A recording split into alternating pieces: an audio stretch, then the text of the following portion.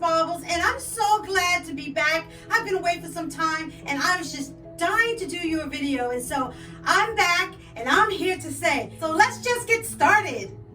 Today's video is a combination video. It's a combination of my recent vintage custom jewelry haul, as well as I've sprinkled in with a few of my favorite things and a few books from my vast, extensive custom jewelry book collection. And so I want to start sharing with you some of the books that I use as references, and so I thought it would be great to show it to you in this video. So first item I want to bring up is these gorgeous rhinestone earrings. Now, I typically don't buy white rhinestone jewelry anymore because I'm more interested in the colored stone as well as the specialty stones. And so when I just see clear custom jewelry, unless there's something very, very special, I usually pass them up. But the reason why I selected these two earrings is because I remember I had a brooch. Here is the brooch. This brooch and these earrings are a matching set. And as many of you know, I have an affliction called complete set syndrome, which means I always try to look for the sets to complete.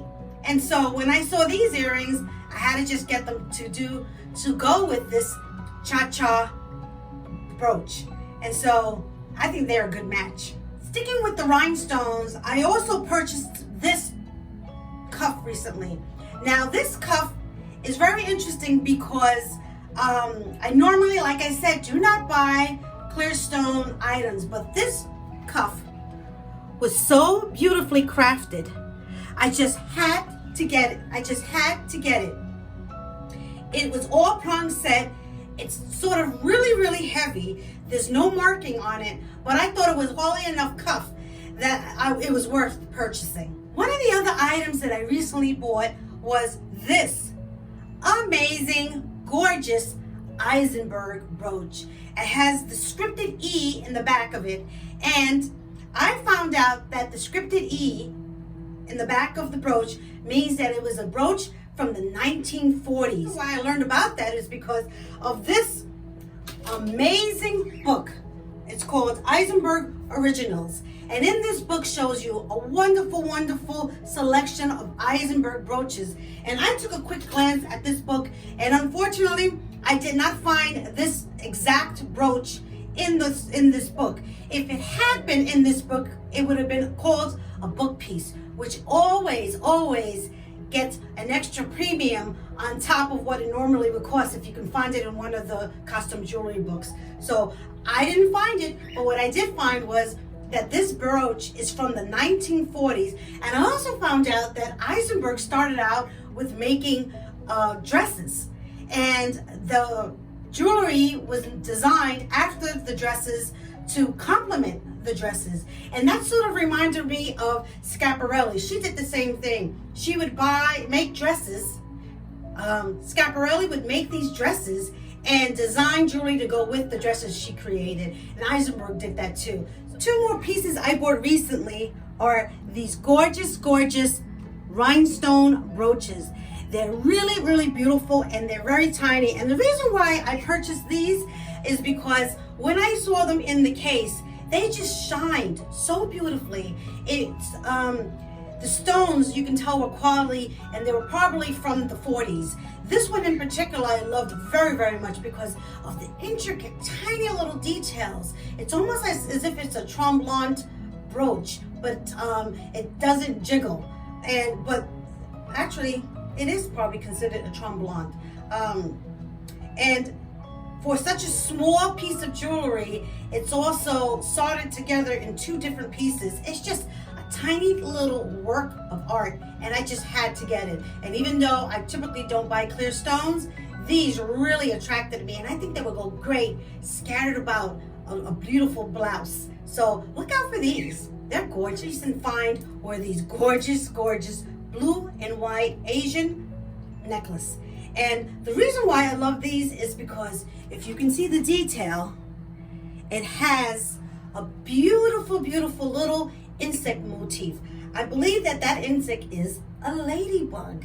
And I just thought it was such a unique little motif on a blue and white piece of a necklace. And I just think it's delightful, the little insects and critters, because I'm a total insect and critter gal. One of my really exciting finds, and one of the reasons why I love to go vintage costume jewelry shopping, is because there is so much new stuff out there, new stuff to me, maybe not new to other people. There's things that are out there that you can learn from, and this piece really caught my eye. I purchased this when I was on a recent day trip at a place called Cold Springs, New York, not to be confused with the Long Islanders, Cold Spring Harbor. I found this guy. OMG. How exciting to find something that I don't currently have in my collection. This is such a whimsical, beautiful, colorful, enamel, mystical Pegasus, because it actually has wings. And it's one of those things that once you find it, you want to do some research on it to understand what it is and what it's worth and some history behind it. And this guy, he's also enameled in the back, and he's got a name. It's called Tischler. And I found out that this is a Russian designer, and he did these whimsical sculptures as well as brooches, and they're pretty rare. They're hard to find. I just think that he just adds some beautiful element to my collection, because I don't have anything mystical and magical and whimsical like this guy. And this guy is just stunningly beautiful. So happy to find him. I purchased this earrings yesterday, and these are Napiers. And the reason why I bought them is because, wait right there, because I recently purchased this Bible of a book by about Napier, and this book is by Melinda L. Lewis. This is a Bible for the Napier Company. And so when I purchased those earrings, I purchased them in mind of looking for it in this book. And here it is. It's called the Byzantium Collection. And it's these earrings right here. And it comes with necklace, and it comes with the earrings like this. It's like a whole series of Byzantiums. And this, for the set, the necklace and the earrings, are worth $350 to $450, because this is a limited edition designer earrings. Now, if I base those earrings, which I think are nicer than these earrings here, this earring here is worth about $85. So my guesstimation on these earrings is that they're worth anywhere from $85 to $100. This, my dears, is called a book piece. And so I would encourage you to gain a collection of books and find your jewelries in that book. And then if you do decide to sell it, you can sell your book pieces. Another really adorable piece of jewelry that I found was this guy right here. And this is a Juliana, beautiful little poodle dog. And I purchased this for, I think, $2.99. And this brooch alone goes for about $85 out in the market. Now, I just recently purchased a book on Juliana jewelry, and I'm hoping to find this guy in there. I've seen other designs similar to this guy up for sale for about $85 to $100, and they come in different colors. And so when I saw this, I knew I had to have him, and I was so excited. I knew right away that it was a Juliana, and mostly because of the puddling of the back on how it's construction, and just that it's just a high quality made brooch for such a small little piece of jewelry. And when I looked it up online, it was definitely Juliana. Another brooch that I recently found is this amazing, what I believe to be a Victorian brooch. Now, I have this brooch in one of my books. Unfortunately, I have so many books that I can't find the book that it's in, but I'm gonna keep looking for it. This is such a beautiful brooch.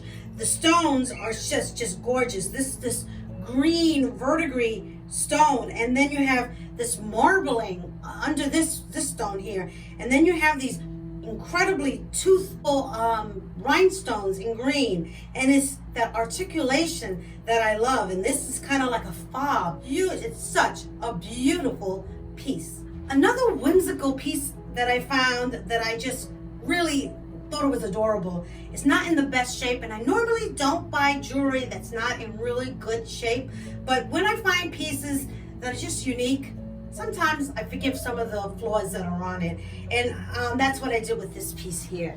This piece I purchased because I have these oversized sweaters, and sometimes they don't have buttons and they have very loose ties, and so I need a cute little safety pin to hold it in place. And so this is a safety pin holder that I thought was just adorable. It's enamel, it's rose, it has this beautiful, beautiful variegated teeth leaf. Some of the enameling is worn out. It has these two tiny little rhinestones. It's just so adorable, and my daughter's middle name is Rose, and so I gravitate to things that have rose motifs on it. And so even though this is probably not something that's of high value, it's just so whimsically cute that I had to get it. So here's a gorgeous little piece. And sometimes you have to purchase pieces that just sing to your heart, and this did for me. I sometimes throw in things in my videos that are not always just your typical jewelry. In this case, I want to bring in this chain link purse. This chain link purse has a lot of weight. It's made with metal, and it has this beautiful, beautiful lobster style closure. And when you open it up, as you can see, you could probably stick some change in there, maybe a little lipstick. And this is Whiting and Davis. This is such an adorable piece of, it's almost jewelry because it is made with chain. And Whiting and Davis is an amazing company. I own a couple of their chain link necklaces. I have several of them, and this was a nice addition to having. This sort of chain link mesh sort of reminds me of the Paco Rabanne pieces of dress. That it sort of reminds me of the knights that used to fight with the chain link so that they don't have swords go through their body. Such a cute little piece, and glad to have it as part of my collection. Now, I don't even know what you would call this, but look at this amazing piece of jewelry. I don't even know the purpose of this. I don't know if it's something that you wear or if it's a decorative item, but this is called my Elizabeth Taylor. Because of the huge stone. It reminds me of the stone that Richard Burton got Elizabeth Taylor. But it also sort of reminds me of the hip hop era where the guys from the street corners will wear these big chains. And so imagine them wearing one of these. I don't know what this is. I don't know where it's from. If any of you know what this is, please let me know. If it is a necklace or if it's just maybe it's a store display, but the stone is a crystal and it's from Rosenthal. Another two pieces that I purchased are these. And what I found very interesting about this is where I bought these. Now, as I said, I was out in Cold Springs and there was this little Chinese restaurant, and in that Chinese restaurant was a little corner that was filled with all kinds of just tchotchkes, just stuff. And they had jewelry. And these were two of the necklaces that were up for sale in that Chinese restaurant. Now, this necklace, I believe it's made with something organic. Now, I don't know what it is. It could be perhaps bone that's dyed this shade of color, or perhaps it's coral. Whatever it is, it has an organic look and feel to it. And then I purchased this. I just love the idea of being able to stack them up and layer them like this. Keep your eyes open because you never know where your next purchase is going to be. I bought this at the Chinese restaurant. Last, but certainly not least, I found this amazing pearl necklace. Now, I just love the way it sounds and has that audio factor to it. This has a marking. It's called Yocca, Y-O-C-C-A. I looked it up, couldn't find it. Don't know if it's a brand. If anybody knows this brand, please let me know, because I tried looking it up and I couldn't find it. But look at how beautiful it lays. It has this great motif of it looks like leaves with a little flower surrounded with rhinestone. It's a quality made piece. It has these beautiful, beautiful big pearls, and I think you can wear this with just about anything. And it's just such a whimsical piece. And I purchased this for $2.50, and I think it's definitely well worth it because it has a really, really good big impact. Well, that, my friends, is the conclusion of my video. I'm so happy to bring this one to you, and I have a couple of more that I'll be bringing to you, and I hope to not let it be so long until my next video.